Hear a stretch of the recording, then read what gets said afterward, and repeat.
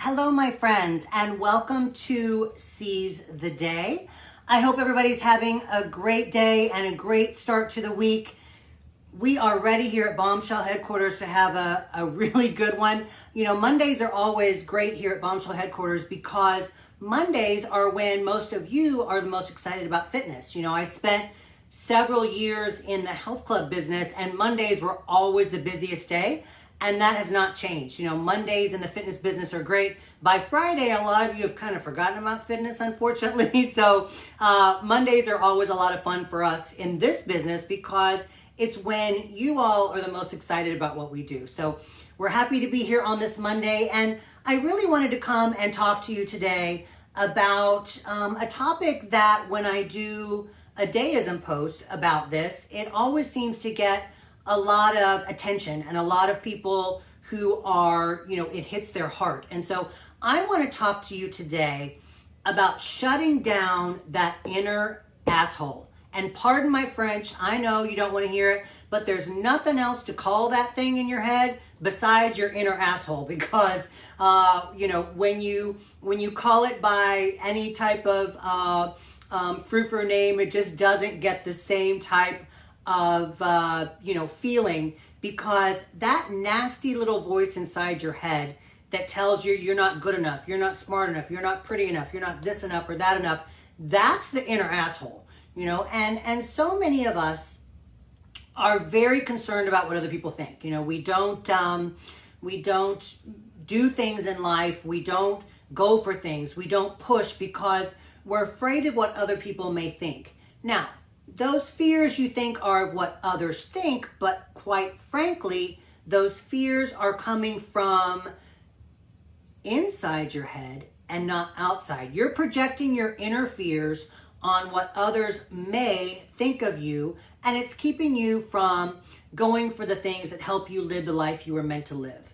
So let's talk about that. You know, the nasty little voice in your head, it stops you from becoming all you were meant to be. And also, if you do go for something, then you spend hours lamenting and dissecting the events that happened. You know, dissecting, when I said this, you know, how did that go? When they said that, what did that mean? Did I do this right? Did I do this wrong? Did I do this wrong? That nasty little voice inside your head stops so many amazing things from happening. So we got to talk about shutting that down, but we first got to realize where it came from, right? You know, we weren't born with that nasty little voice inside our head. Kids aren't that way. You know, kids go for it. You know, you're around kids and they're, you know, they're at the pool or the beach doing all kinds of goofy stuff. You know, they don't really care what anyone thinks, and they talk about things they want to be when they grow up and things they want to achieve and do, and they're not afraid to voice these wants and desires about life. So we're not born that way. So where does it come from? Well, you know, our world can be a cruel place. You know, people out of their own fears and insecurities will say and do things to put others down. They will tell you that you can't succeed. In my career, I can't tell you how many naysayers, how many nasty things that have been said about me and what I've been working to do. And that's okay. You know, for me, that fuels my fire. You know, whenever I don't have any haters, I start getting a little nervous that maybe I've lost my touch. So haters for me are actually a good thing. It fires me up. And we'll talk about that a little bit later, about learning how to use those who do, you know, try to dissuade you from doing things to your advantage rather than your disadvantage. But, you know, the internet is really a tough one, man. That one really makes our inner asshole go crazy inside our head, right? Especially for us ladies. You know, you go on the internet and you see what appears to be the most beautiful women in the world at every turn, living amazing lives with amazing partners, going on amazing vacations, doing all these wonderful things while they look absolutely flawless and perfect. You know, it tends to make your head, that little asshole in your head, go, see, I told you you weren't good enough. I told you they're better than you. You don't deserve this. You don't deserve that. And before you know it, the internet has got that little voice in your head basically losing its mind, and you're diving into a gallon of ice cream and are sitting on your couch doing nothing because you really feel like you don't compare or don't measure up. So, you know, we got to remember everybody puts their best version of themselves on the internet. And that's what we got to remember, is that every single photograph, especially those, I'm going to be really frank, those who make their income off of the internet, every single post is crafted to show their best life. No one's putting, when they wake up in the morning and their hair's sticking like this and they're, no one's showing, the blood, sweat, and tears it takes to get anything done.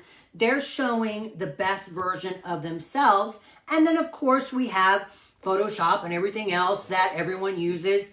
So you cannot look at the internet and compare yourself to the lives of others, because it's not reality. One thing I learned a long time ago is never envy the life or the lifestyle of another, because we all have demons and we all have crosses to bear. So you can look at them for inspiration. You can look at them and say, man, that was awesome. But we all have crosses to bear. They have rough days too. They have bad situations in life. No one's life is perfect. So you got to remember that when you're looking at the internet. And you know what? Not only does the internet now show us all these perfect, amazing people, but it tells us that if we aren't perfect and amazing, that we should love all of our flaws. Now, let's talk about that. I agree 100%. We are who we are, and I think we should love ourselves from the starting point all the way through the end. Yes, we should. It's very important. I always say that if your wanting to become better comes out of a place of self-loathing, you're going to fail. If you say, I want to lose weight because I hate my body, you're not going to succeed. And I'm not just saying that from my opinion. I've seen it over and over and over. I can't tell you over the years how many women have come into my office and said, I hate my body. They never succeed. You have to change your mind first to realize that you only have this body. It's the only one you got. It's the only one you're ever going to have. Hopefully it'll take you through 110, right?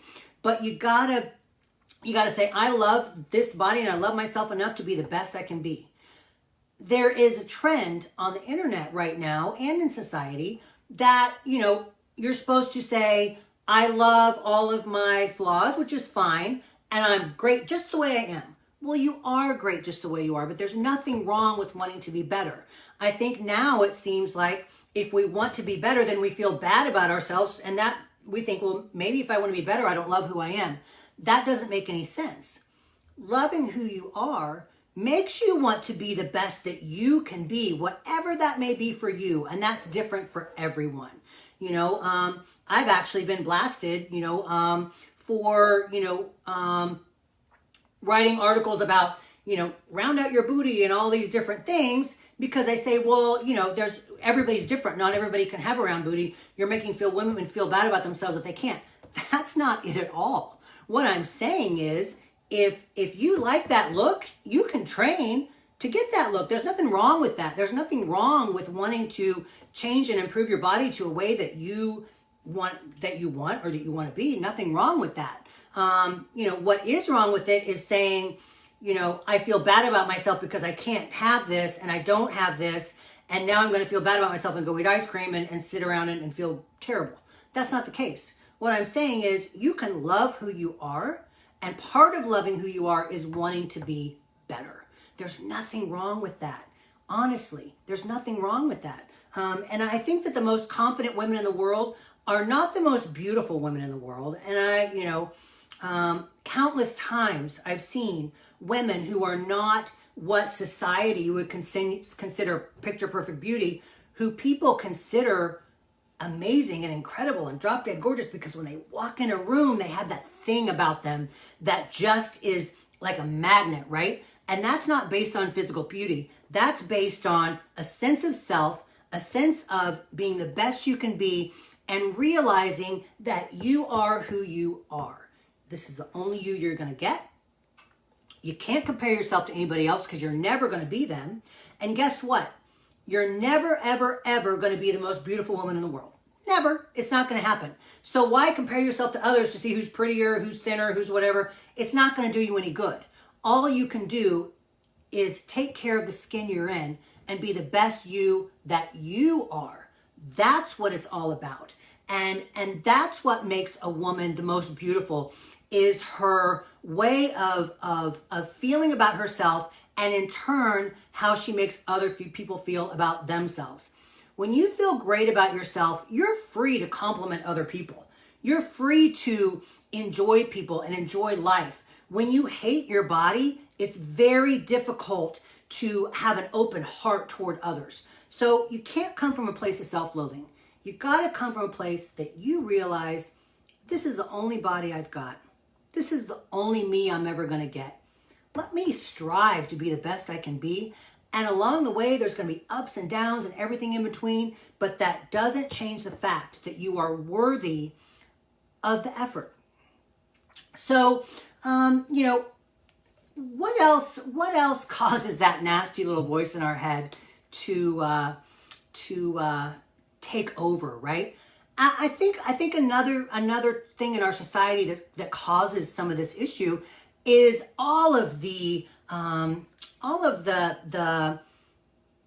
memes and all of the internet posts about believe and achieve, and you can be anything and you can achieve it, and as long as you believe it, you can do it. Well, that's kind of bullshit, right? I mean, quite honestly, first, you don't have to believe to achieve. You just have to put the work in. If you have a goal, you don't have to believe with every fiber of your being that you can reach it. You just have to crave the success so much that you go for it. None of us believe every single moment that we can achieve our goals. Come on. And I think that when we don't believe in our heart that we can achieve, a lot of times we quit because we're told you have to believe to achieve, right? That's bullshit. You don't have to believe to achieve. You have to put in the work. So if you have a goal, whether it's physical, whether it's, with your work, whether it's relationship, whatever your goal may be, you don't have to believe in your heart of hearts that it can happen in order to make it happen. You just have to crave that success enough to put in the effort to make it happen. So tell that little voice in your head, listen, I don't have to completely believe 110%. I just got to start acting and making things happen. So turning that belief off that you have to believe to achieve will really help shut down that little voice in your head, because there's really no use for it. If you're putting in the work, it doesn't matter what your head's telling you. You can shut that voice down. Part of that too with believing and achieving is making your goals practical. And this is a big one.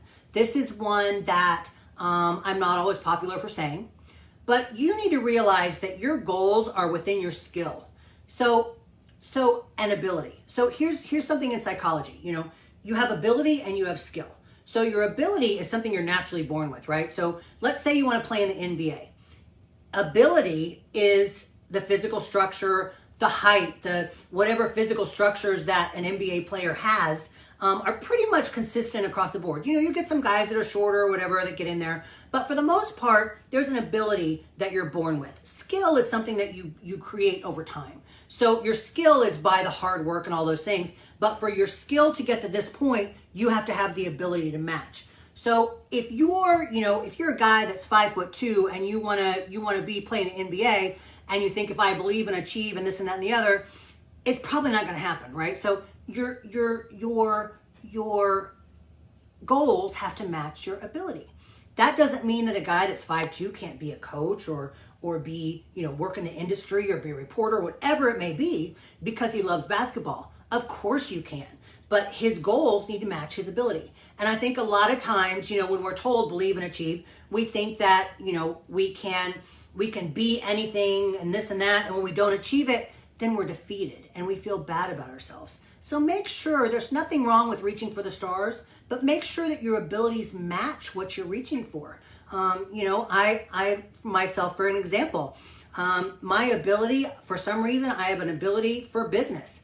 I do not have an ability to do a lot of other things. I'm not an actress. Like, I can talk to you guys like this, but my acting skills, I don't have any acting ability. I wasn't born with any of that. And even if I tried to work on the skills, it's not going to happen. I'm not a singer, right? I wasn't born with the ability to sing. No matter how much I practice, I'm never going to win American Idol. So, you gotta have your goals be within your ability, which is actually pretty cool, because when you really search for your natural abilities, you learn the special gifts that you were born with. You're not worried about anybody else's gifts. Listen, I'm not jealous of someone that has a singing gift. I think it's awesome. I can celebrate them. I'm not jealous of them because I don't have it, because I know that's not one of my abilities. I can be so happy for them and really admire them, but I'm not feeling bad about myself, and there's not a voice in my head saying, you're not as good as she is because you don't have her ability. Because all of our abilities are different. That's what makes people so amazing. But we have to allow ourselves to understand our abilities and to turn our abilities into skill by really searching and finding out what they are. We all have special gifts. You all have special gifts, every single one of us. And searching the internet, as I spoke before, to find people that are prettier, better, whatever than you is doing nothing to massage your own abilities to help you become the best you that you can be. So once we really think about who we are, not who somebody else is, not who we want to be that's over here, but what abilities and skills that we were born with and what amazing things we can do with them, that's when we start moving forward and that voice in your head gets shut off. You can shut that voice off by understanding what abilities you were born with and striving to massage those into becoming your best you. It's actually pretty exciting. I get really excited when I see people understand, what their gifts are. And a lot of you, I'll a lot of times hear you guys say, I don't know what my gifts are. Well, what are you naturally good at? What do you enjoy? What makes you get excited? At your job, what are you good at your job? What comes not easily, but feels natural? Creating skill isn't easy, but you're not fighting against your abilities to create that skill. So what do you not have to really fight against? It's hard and it takes work, but you're not fighting against it like a wall. What are those things? Those are your gifts, no one else's.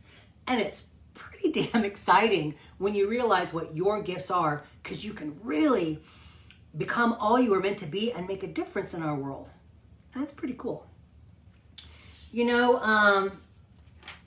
It's time, I think, for all of us in the world that we live in to stop comparing ourselves to others, to turn off that nasty little voice in our head that threatens to shut down who and what we are.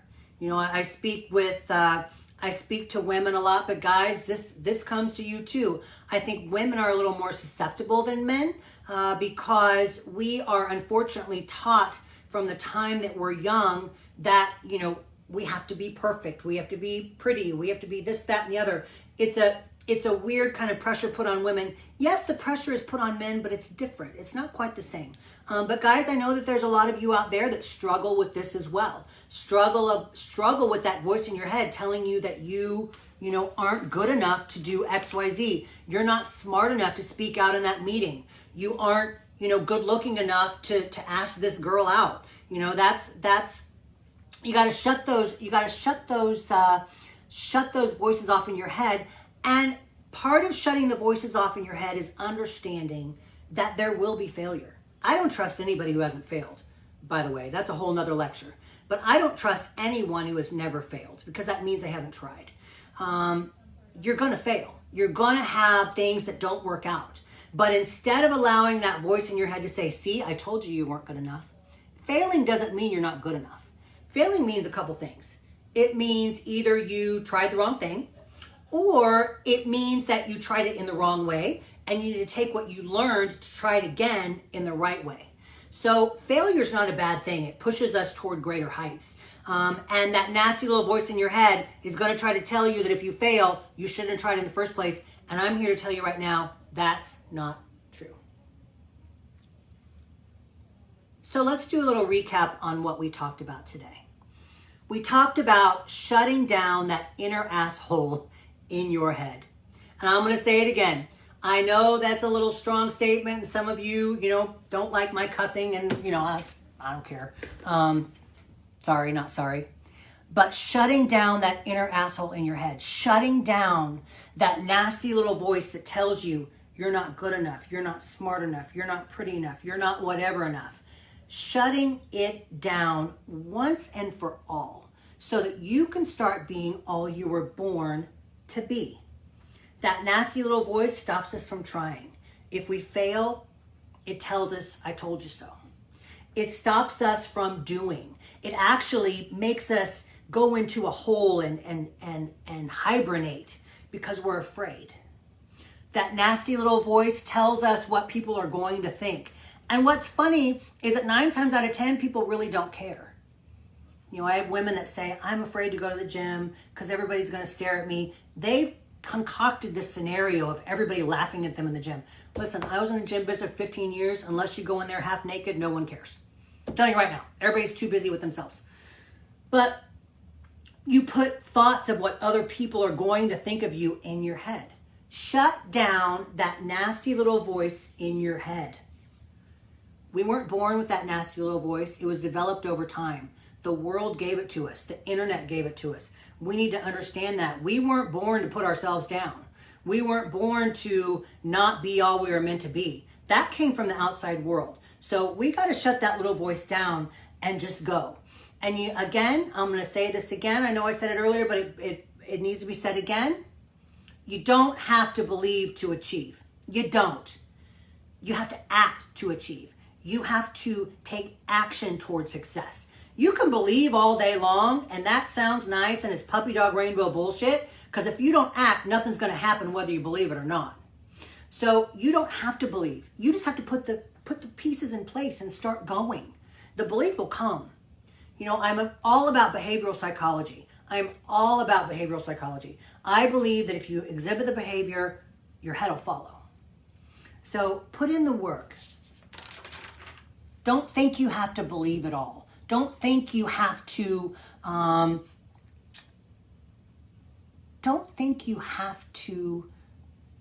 have this magical thought of success in your head, because that's not what it's all about. Success is all about grit. It's dirty. You know, success is gritty and dirty. It's not pretty and magical. I'm telling you that right now, because I've been there, done that more than once. Put in the work. You don't have to believe. But shut down that nasty voice in your head telling you that you aren't good enough. Because guess what? You're the only you that you're ever going to get. The body you're living in is the only one you're ever going to get. You're never going to be somebody else. You're never going to be that person that you look at and you feel bad because you're not them. Why would you feel bad because you're not them?